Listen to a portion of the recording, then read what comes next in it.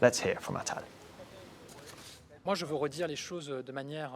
So let me put things very clearly.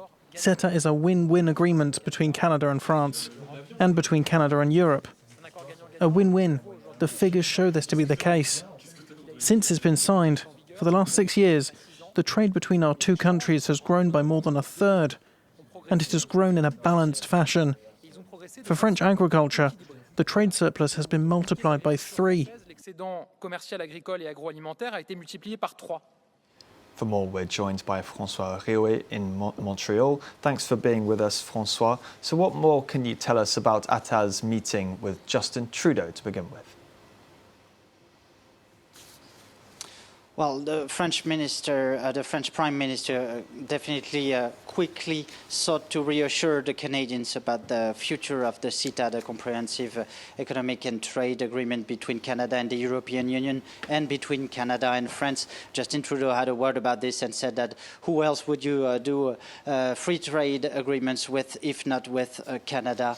After Gabriel Attal said the numbers don't lie, we heard him saying that the trade increased by at least 30% in just the 6 years during which the CETA was partially implemented, and that even though it has been rejected by the French Senate a few weeks ago.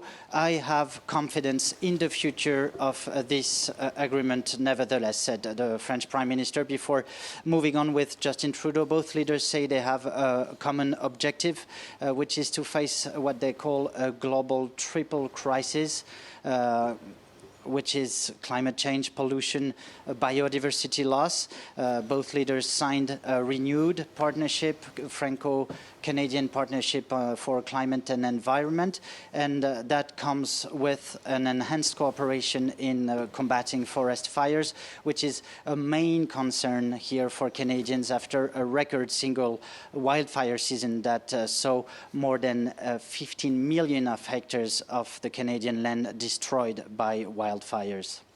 And François, what's been happening on Attal's visit to Quebec? Well, nothing but a standing ovation in front of the Quebec Parliament after Gabriel Attal addressed the principle of secularism, who he said is a cornerstone of freedom, equality, and fraternity.